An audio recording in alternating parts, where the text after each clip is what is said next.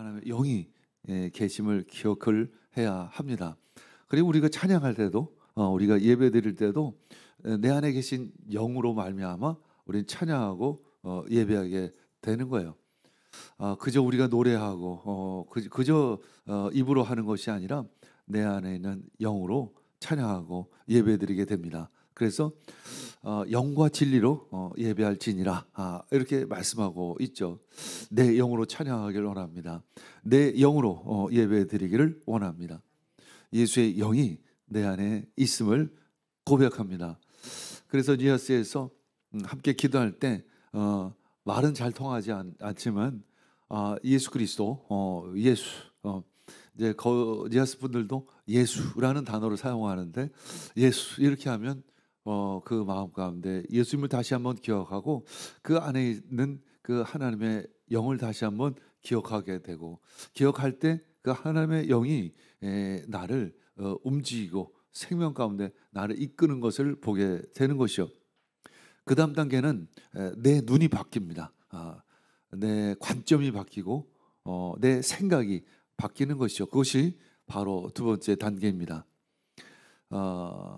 이번 니아세에서도 우리가 여러 가지 힘든 일도 있었죠. 체력의 한계도 있었습니다.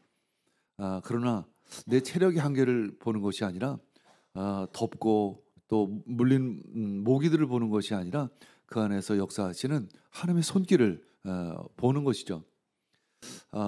이렇게 새 순이 편성이 됐습니다. 어제 순장 워크숍을 했습니다. 그 순장 워크숍 때 이런 이야기예요. 성도의 사귐이 무엇이냐? 우리가 성도의 사귐이 무엇이냐?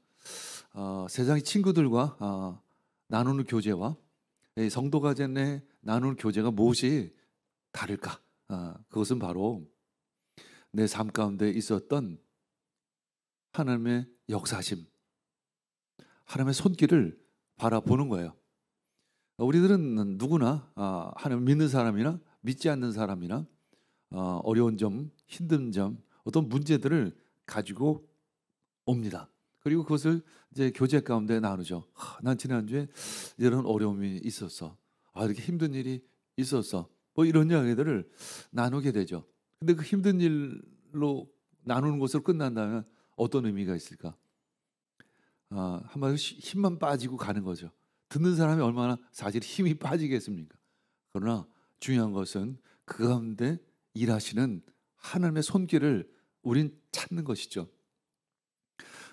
우리 삶 가운데, 우리 어려움 가운데, 우리 문제 가운데 그 안에서 하나님 역사하시는 하나님의 역사하심, 하나님의 인도하심, 하나님의 일하심을 찾고 그것을 나누는 것이죠. 그것이 바로 성도의 사귐인 거죠. 그러면서 돌아갈 땐 다시 한번 힘을 얻고 가는 것입니다. 하나님이 살아계시는구나. 하나님이 진짜 역사하시는구나. 그런 마음을 가지고 이 땅을 또 승리함으로 살아가게 되는 것이죠. 그래서 그 다음 단계가 바로 나의 삶, 나의 행동이 바뀌기 시작을 하는 것입니다. 오늘 이제 요즘에 사무엘상 말씀을 보면 계속해서 사울과 다윗이 비교됩니다. 사울은 악령에 시달리고 있어요. 반면에 다윗은 하나님의 영, 여호와 영의 충만한 가운데 있습니다. 악령이 누르는 사울과 여호와의 영이 함께 하시는 그 다윗의 차이를 우리는 눈여겨볼 수 있죠. 사울에게 악령이 강하게 덮치자, 내리덮치자 사울이 어떠한 모습이었죠? 왔다 갔다 하면서 정신없이 떠들어대기 시작을 해요. 그러면서 일종의 사울의 그 열등감, 시기심이 발동하기 시작을 합니다. 피해망상으로 이어지고 그리고 어떤 근거도 없는 그 막연한 불안감에 다윗을 미워하기 시작을 해요. 그 시작은 한 여인들의 그 노랫소리로부터 시작을 했죠. 블레셋의 전투에서 승리하고 돌아온 사울 왕과 그 다윗 장군, 그 두 사람을 바라보며 여인들이 노래를 불렀습니다. 사울은 천천히요, 다윗은 만만이라. 이런 노랫소리를 들었을 때 사울은 속에서 시기와 질투가 나기 시작을 했습니다. 아니, 나에게는 천을 돌리고 다윗에게는 만을 돌린단 말이야. 라고 생각을 했던 거예요. 그런 사실은 그것은 점층법일 뿐이에요. 사실은 천천, 만만, 뭐 10만, 10만, 뭐 100만, 100만 뭐 이런 식의 점층법일 뿐인데 이 사울은 그것을 왜곡해서 듣기 시작을 한 것입니다. 어떤 근거도 없이 그냥 막연한 불안이 나에게 찾아오는 거예요. 사무엘상 18장 10절 읽겠습니다. 바로 그 다음날 하나님 보내신 악한 영이 사울에게 내리접치자 사울은 궁궐에서 미친 듯이 헛소리를 질렀다. 다윗은 여느 날과 같이 수금을 탔다. 그때 사울은 창을 가지고 있었는데 사울의 손에는 창이 있었고 다윗의 손에는 수금이 있었습니다. 이것은 어떤 것을 의미하냐면 지금 사울은 두려워 떨고 있다는 것을 의미해요. 누군가가 자기를 해야 할 것 같은, 그래서 늘 무기를 옆에 두고 있는 그 사울 왕의 모습, 반면에 수금을 타고 있는 다윗의 모습이 대비가 되죠. 한마디로 어둠과 빛, 불안함과 평안함이 대비되고 있습니다. 지금 내 마음은 어떤 상태이죠? 내 마음이 평안하십니까? 혹시 불안하면 예수 그리스도를 기억하시기를 원합니다. 하나님을 바라보기를 원합니다. 어제 우리 파네마, 우리 새롭게 니아스 가나 농군학교의 리더로 세워진 파네마 쪽으로부터 연락이 왔어요. 그 아버지가 돌아가셨다는 거예요. 제가 오기 전 목요일 날 그 아버지를 신방을 갔었어요. 당뇨로 굉장히 힘들어하고 고생하면서 이제 병원에 입원을 해 있었습니다. 그래서 가서 보니까 참 쉽지 않겠다 라는 마음이 들었어요. 특히 당뇨라는 것이 쉽지 않잖아요. 다리가 막 썩어 들어가기 시작을 했어요. 그래서 그 아버지를 위해서 간절히 기도를 했습니다. 그랬더니 이제 한 열흘 만에 돌아가셨다라는 소식이 들려온 거죠. 가끔 기도하고 나면, 아프신 분들을 위해서 기도하고 나면 병이 나을 경우도 있지만 연세 드신 분 경우에 평안하게 돌아가시는 경우도 가끔 보게 됩니다. 그러면서 이제 내가 뭘 좀 도와주면 좋겠느냐, 이제 파넴하고 통화를 했어요. 근데 그쪽에서 이제 조화를 이렇게 네모다랗게 크게 하는 이제 문화가 있는 모양이에요. 그래서 샘플을 하나 보내왔길래 제가 그런 문구를 보내드렸습니다. Rest in Jesus. 우리가 주님 안에서 평안하시기를 원합니다. 주님 안에서 안식하기를 원합니다. 우리가 하나님을 믿고 구원받은 그 열매로서 중요한 것 하나는 내 마음 가운데 평안이 찾아오는 거예요. 함께 예배를 드리고 난 후에 많은 분들이 소감을 이야기하는 것이 평안이 찾아왔다라는 고백을 합니다. 니아스 분들도 역시 동일해요. 함께 예배드리고 함께 찬양하고 함께 기도가 나면 늘 하는 얘기가 평안이 찾아왔습니다. 내가 예수님을 만났습니다. 내가 예수를 만나자 내 안에 평안이 찾아왔습니다. 우리 현대인들은 어떤 막연한 두려움이 있어요. 늘 두렵습니다. 가끔 저에게도 그 막연한 두려움이 찾아올 때가 있어요. 하나님 믿음에도 불구하고 막연한 두려움이 찾아올 때가 있습니다. 그때 정신 차리고 생각을 하죠.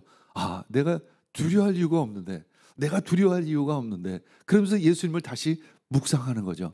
예수님을 다시 한번 생각을 하는 것입니다. 그리고 예수님을 초대를 합니다. 물론 내 안에 계시지만 내가 초대한다는 것은 어떤 의미를 가지고 있냐면 다시 한번 예수님을 기억하는 거예요. 다시 한번 예수님을 기억할 때 내 안에 있는 모든 두려움이 떠나가는 것입니다. 현대인의 그 막연한 두려움은 어떤 두려움일까요? 그것은 바로 하나님 없는 두려움인 거죠. 하나님 없는 두려움입니다. 주님, 내 마음 가운데 오시옵소서. 내 마음 가운데 임하여 주시옵소서. 사울은 다윗이 두려웠어요. 이상하게 다윗이 두려워요. 근데 사실 다윗은 충신입니다. 다윗은 사울 왕을 위해서 전쟁에 나가 늘 승리를 했어요. 고대 전쟁에서의 그 군사들이 싸움을 하는 이유는 무엇이죠? 왕을 위해서 싸우는 거예요. 사실은 다윗은 왕을 위해서 열심히 싸웠습니다. 왕을 위해서 늘 승리를 했습니다. 근데 사울은 다윗을 두려워합니다. 왜일까요? 여호와께서 사울을 떠나 다윗과 함께 하셨기 때문인 것입니다. 사울은 다윗이 큰 승리를 거두는 것을 보고 그를 더욱 두려워했다, 이렇게 기록하고 있습니다. 사실 이게 두려워할 일이 아니에요. 기뻐할 일이죠. 잔치를 벌일 일인데 두려워합니다. 혹시 우리들 가운데도 좋은 일인데 오히려 그것이 두렵지 않으십니까? 예수 그리스도의 이름으로 명하노니 모든 두려움은 떠나갈지어다. 모든 두려움은 떠나갈지어다. 담대히 이 땅을 살아가는 여러분들 되기를 원합니다. 우리 경쟁사에서의 두려움, 불안할 때 하나님을 구하기를 원합니다. 하나님 우리 가운데 임하여 주시옵소서. 그래서 우리는 늘 아침마다 기도하며 하나님의 말씀을 묵상하는 거예요. 하나님 가운데, 말씀 가운데 들어가는 거죠. 말씀이 내 안에 임하길 원합니다. 하나님의 영이 내 안에 임하길 원합니다. 잠언서 19장 23절 읽겠습니다. 주님을 경외하며 살면 생명을 얻는다. 그는 만족스러운 생활을 하며 재앙을 만나지 않습니다. 이것이 하나님이 우리들에게 주신 약속입니다. 하나님을 경외하는 삶, 그것은 생명의 삶입니다. 만족스러운 삶이고 재앙을 만나지 않는다라고 말씀하고 있습니다. 사울은 다윗을 죽이는 것이 이제 그의 최고의 목표가 됐어요. 이게 얼마나 불행한 삶입니까? 아니, 다윗을 죽이는 것이, 자신의 충신을 죽이는 것이, 자신의 전우를 죽이는 것이 인생의 최고의 목표가 된 거예요. 현대인의 삶이 그것이요. 이 경쟁 사회에서 경쟁해서 이기는 것이 목표. 학생들이 좋은 점수를 받는 건 좋은데 2등을 물리치고 1등이 되는 것, 1등을 물리치고 내가 또 1등이 되는 것이 내 삶의 목표가 된다면 얼마만큼 이거 불행한 삶이 되어질까요? 이 사회는 경쟁하지만 우리는 하나님을 추구하기를 원합니다. 늘 하나님을 경외하기를 원합니다. 이제 딸 메라벨, 이제 사울은 다윗의 아내로 줍니다. 여러 가지가 이유가 있겠죠. 자기 자신을 좀 보호하기 위한 방법도 있겠고, 또 하나는 다윗에게 말합니다. 내가 딸 메라벨 줄 테니까 전쟁에 나가서 나를 위해서 좀 싸워달라. 이렇게 이야기합니다. 이 이야기는 전쟁에 나가서 블레셋의 손에 의해서 그를 죽이려고 했던 것이죠. 나를 위해서 용기를 내어서 여호와의 싸움을 싸우라. 핑계를 대면 여호와의 싸움을 싸우라는 거죠. 사울은 다윗이 거절하지 못하도록 여호와의 싸움, 즉 하나님의 이름을 이용하기 시작을 합니다. 이제 사울은 모든 사람들이 자신의 도구예요. 수단입니다. 왜일까요? 다윗을 죽이기 위한 도구인 것이죠. 이 삶이 얼마나 안타까운 삶이죠. 이것이 바로 우리들의 이 현대인들의 살아가는 삶의 모습이에요. 사람들을 자신의 수단으로 보는 현대인들의 모습을 보게 되죠. 사무엘상 18장 20절 읽겠습니다. 사울의 딸 미갈이 다윗을 사랑하였다. 누군가 그것을 사울에게 알리니 사울은 잘된 일이라고 여기고 그 딸을 다윗에게 주어서 그 딸이 다윗에게 올무가 되게 했습니다. 아니, 자기 딸이 다윗을 좋아하는데 참 잘된 일이다, 참 좋은 일이다. 다윗은 우리나라에 참 없어서는 안 될 위대한 장군인데 다윗이 내 사위가 되면 얼마나 좋겠느냐, 뭐라고 춤을 춰야 될 텐데 좋아, 이 딸 미갈이 다윗 사랑해? 그러면 그것을 이용을 해서 다윗을 죽여야지. 당시에는 지참금이 필요했죠. 신부감을 데려오기 위해서는 신랑 입장에서는 지참금을 내어야 하는 것입니다. 다윗은 지참금이 없었어요. 그랬더니 사울이 다윗에게 제안을 합니다. 그러면 나를 위해서 블레셋 군사들의 그 표피 100개를 가져달라. 한마디로 블레셋 군사를 100명을 죽이고 표피를 좀 베어달라. 이렇게 이야기를 합니다. 다윗이 그 말에는 응낙을 하고 가서 부하들과 함께 표피 200개를 베어다가 바칩니다. 그리고 결국 미갈과 결혼을 하게 되죠. 성경에서 이 다윗과 요나단의 우정은 참 찬란하게 빛납니다. 요나단은 누구이죠? 바로 사울의 아들입니다. 사울은 그렇게 다윗을 미워하고 있는데 그 아들 요나단은 다윗을 그렇게 사랑하고 그 깊은 우정을 나누는 것이죠. 사무엘상 19장 1, 2절 읽겠습니다. 사울은 자기 아들 요나단과 자기의 모든 신하들이 듣는 데서 다윗을 죽이겠다고 말하였다. 사울의 아들 요나단은 다윗을 매우 좋아하고 있었으므로 다윗에게 이것을 귀띔하여 주었다. 나의 아버지 사울이 자네를 죽이려 하니 나의 말을 듣게. 자네는 내일 아침 일찍 몸을 피하여 외진 곳으로 가서 숨어 있게. 이렇게 당부합니다. 이제 사울은 아주 공공연하게 부하들로 하여금 다윗을 죽이라고 이렇게 이야기를 합니다. 근데 사실 신하들은 모두 다윗을 좋아해요. 그래서 이것이 쉬운 일은 아닙니다. 그 아들 요나단까지 다윗을 좋아합니다. 그리고 사울이 다윗을 죽이려 한다는 것은 나쁜 일이다, 죄라는 것을 알고 있었어요. 그래서 요나단은 다윗에게 말하는 거죠. 나의 아버지 사울이 자네를 죽이려고 하니까 잘 숨어 있으라고. 그리고 요나단은 이제 사울에게 가서 다윗을 변명하고 보호하기 시작합니다. 한마디로 중보자의 역할을 감당하죠. 사울에게 말합니다. 사울이 얼마나 공로가 많고 사울을 위해서 그 충성심이 대단한지를 상기시킵니다. 그렇기 때문에 다윗을 죽이는 것은 무지한 피를 흘리는 것이고, 그래서 엄청난 큰 범죄인이 절대 마음을 좀 돌려달라, 이렇게 말합니다. 이에 그 아버지 사울은 일시적으로나마 이 분노를 풀고 다윗을 곁에 둡니다. 요나단은 사실 자칫 그 아버지의 미움을 살 수도 있었지만 다윗의 편에 섰던 것입니다. 이것이 바로 우리 그리스도인의 사명입니다. 사울의 마음에는 미움이 있었지만 요나단에는 우정이 있었습니다. 18년 전부터 이제 우리 니아스 미션이 시작이 됐는데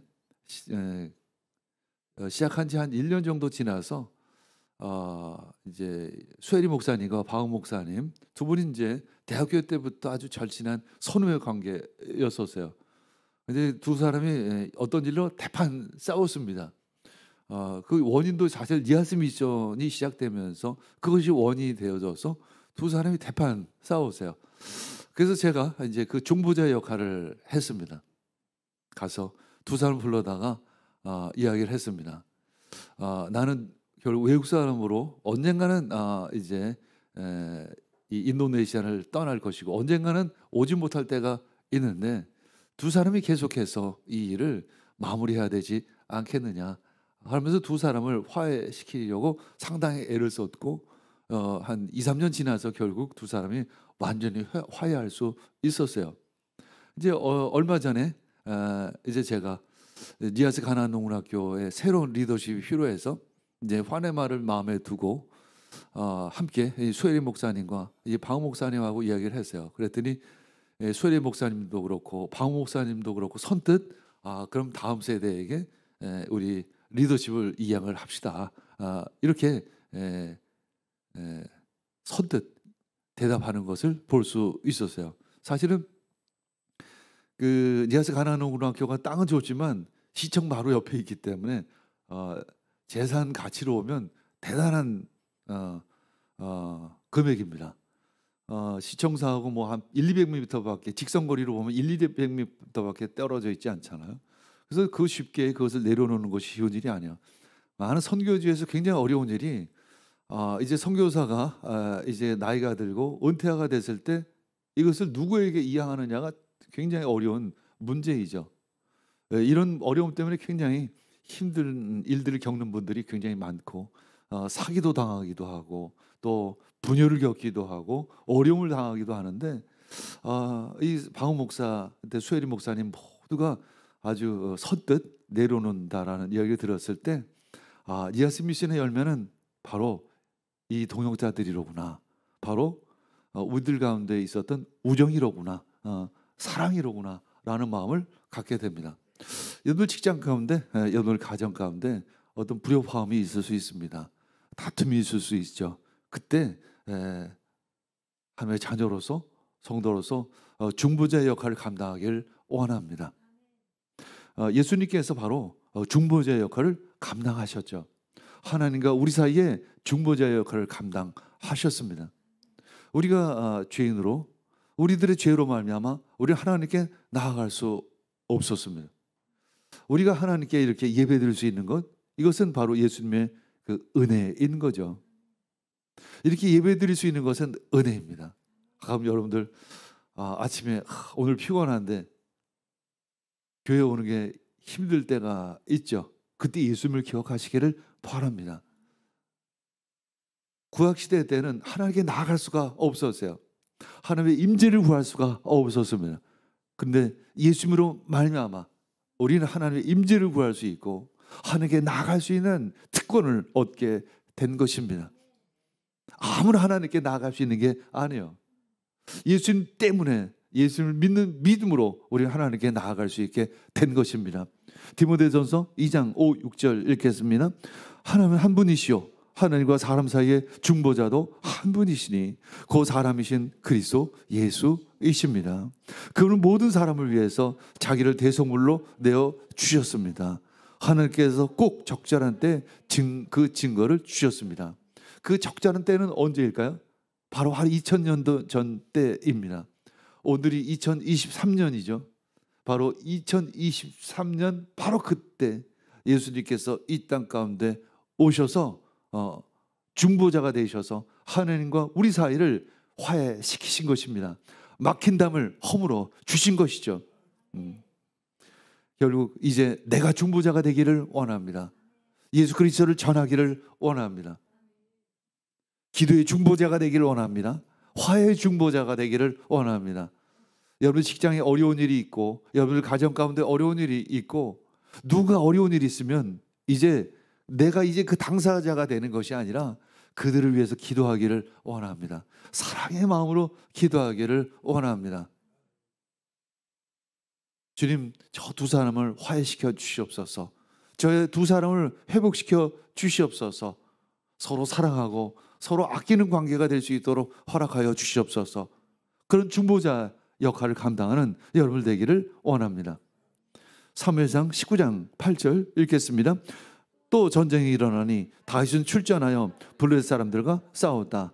다윗이 그들을 쳐서 크게 무찌르니 블레셋 사람들이 다윗 앞에 도망쳤다. 사무엘상 19장에 갑자기 이 내용이 들어요. 전쟁에서 싸워서 이겼다. 이 얘기는 무슨 의미냐면 좋은 일이 참 많다는 얘기예요. 사울 왕에게 좋은 일이 참 많이 있다는 거예요. 사실은 왕의 입장에서 전쟁에서 승리하는 것만큼 좋은 일이 어디 있을까요? 나를 강하게 하는 것만큼 좋은 일이 어디 있을까요? 더군다나 자기 부하가, 자기 동역자가 나가서 열심히 싸워서 전쟁에 승리하고 있었습니다. 그런데 사울은 어떠죠? 광기를 부리기 시작을 하는 거예요. 이것이 바로 우리들의 모습이에요. 너무 좋은 일이 많아요. 우리 교회도 너무 좋은 일이 많아요. 사실은 우리 교회를 보면 하나님께서 어떻게 이렇게 좋은 일을 많이 주실까? 여러분들의 가정을 보면 그래도 어려운 일이 있지만 그렇게 좋은 일이 참 많이 있습니다. 이번 38장 이하스 미션 때도 보면 너무 좋은 일이 많아요. 근데 딱 한 가지 힘든 일이 있었습니다. 체력의 한계를 느끼는 거예요. 근데 하나님의 사람은 뭘 보냐면 체력의 한계 때문에 내가 힘들다는 것을 보는 것이 아니라 내가 힘들지만 내가 체력의 한계를 지금 느끼고 있지만 하나님이 일하셔서 하나님이 진짜 일하고 계시는구나. 그것을 바라보는 거예요. 그것이 바로 믿음의 눈입니다. 우리 성도의 사귐을 할 때도 그런 것입니다. 어떤 분들을 보면 늘 안 좋은 것만 생각하고 안 좋은 것만 얘기할 때가 있어요.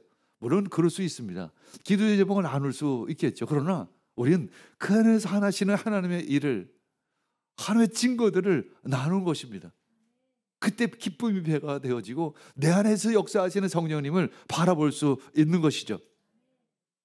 다윗이 블레셋을 크게 물리쳐서 나라가 굳건해지기 시작을 합니다. 그렇게 만들어 갈수록, 그렇게 좋은 일이 있을수록 사울은 더욱 어떻게 돼요? 다윗을 적대시하고 다윗을 죽이려고 하는 것입니다. 우리가 지금 그런 모습은 아닐까? 좋은 일이 너무 많은데, 기뻐할 일이 너무나도 많은데, 하나님이 우리를 너무 많이 축복해 주셨는데 그것을 바라봐야 되는데 자꾸만 두려운 마음, 불안한 마음이 내 안에 임한다면 주님 예수 그리스도의 이름으로 명하는 모든 어둠은 떠나갈지어다.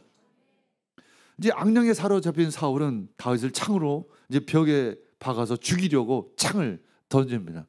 그때마다 다윗은 피하죠. 하나님 보호해 주시는 것입니다. 이제 사울은 딸 미갈을 다윗에게 주어서 이제 다윗을 전장에 끌어들여서 죽이려 했던 적이 있었죠.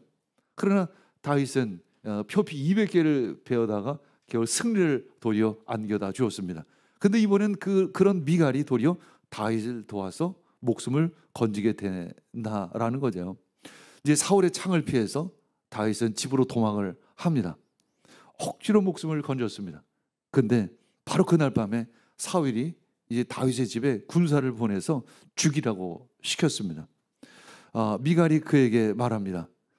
다윗에게 말합니다. 당신이 오늘 밤에 피하지 않으면 내일 분명히 죽을 것이라고 피하라고. 그리고 담장 밖으로 창문 밖으로 이제 도망가게 합니다. 그리고 침상에는 이제 집안에 섬기고 있는 그 우상을 이제 갖다가 이제 마치 인형처럼 다윗을 대신해서 이불을 덮어서 다윗이 있게 하는 척 하는 거죠. 이제 사울의 부하들이 덕치자 미갈은 남편이 이제 병이 들어서 누워 있다고 이렇게 변명을 합니다. 이제 부하들이 이제 사울 왕에게 다시 가서 보고를 하죠. 그때 사울 왕이 말합니다. 그러면 좋다. 아무래도 뭔가 석연치 않은 것이었죠. 침상째 들고 와라. 침대째 들고 와라. 그러면 내가 죽이겠다. 그래서 군사들이 다시 이제 다윗의 집에 가서 보니까 이제 이불을 열고 보니까 그 안에 우상만 있었던 것이죠. 사무엘상 19장 17절 읽겠습니다. 사울이 미갈에게 호통을 쳤습니다. 네가 왜 나를 속이고 원수가 빠져나가서 살아날 수 있게 하였느냐. 그러자 미갈은 다윗을 빠져나가지 못하게 하였다가는 다윗이 자기를 죽였을 것이라고 사울에게 이제 변명을 하는 거죠. 사울의 딸 미갈 역시 다윗을 보호하고 있습니다. 이것이 바로 하나님이 함께하는 다윗의 모습인 거죠. 예수 그리스도 죄의 저주를 자기의 몸으로 막으셨습니다. 자기 몸을 들여 십자가에 못 박으셔서 나의 죄를 몸소 지셨습니다. 그분이 바로 예수 그리스도이십니다. 이것이 바로 사랑이죠. 사실은 미갈은 사울의 광기 앞에서 두려움을 넘는 사랑으로 다윗을 지킵니다. 이것이 바로 사랑의 위대함인 거죠. 어떤 프로에 얼핏 보니까 뒤에 이런 표 비슷한 게 있었어요. 함께하면 힘들고 혼자 있으면 외롭다. 도대체 이게 그럼 도대체 어떻게 하라는 말인가? 도대체 어떻게 하라는 말인가? 바로 이것이 이 세상을 살아가는 우리 현대인의 모습이에요. 함께하면 힘들고 또 혼자 있으면 외롭고 도대체 이거 어떻게 하라는 얘기? 달나라로 가야 되는지 도대체 이것이 바로 현대인의 두려움인 거죠. 하나님 없이 살아가는 현대인의 두려움인 것이죠. 우리는 다윗의 영성을 가지시기를 원합니다. 예수 그리스도를 내 마음 가운데 모시기를 원합니다. 예수 그리스도께서는 죄의 저주를 자기의 몸으로 막으셨습니다. 요한복음 19장 30절 그리고 34절 읽겠습니다. 예수께서 신포도주를 받으시고서 다 이뤘다 하고 말씀하신 뒤에 머리를 떨어뜨리시고 숨을 거두셨습니다. 그러나 병사들 가운데 하나가 창으로 그 옆구리를 찌르니 곧 피와 물이 흘러 나왔죠. 예수님은 그 창을 그저 맞으셨습니다. 그리고 우리를 살리셨습니다. 우리를 구원하셨습니다. 이제 내 안에, 내 심령 안에 성령이 계십니다. 믿는 자에게는 하나님의 영이 내 안에 계십니다. 모든 어둠의 영은 떠나갔음을 선포합니다. 모든 두려움의 영은 떠나갔음을 선포합니다. 가끔 내 두려움이 찾아오는 것은 거짓입니다. 가짜입니다. 가짜는 물러갈지어다. 내 안에 평안이 임하기를 원합니다. 기쁨이 임하기를 원합니다. 좋은 일이 너무나도 많습니다. 그렇죠? 좋은 일을 바라보기를 원합니다. 하나님의 그 축복의 손길을 바라보기를 원합니다. 아멘.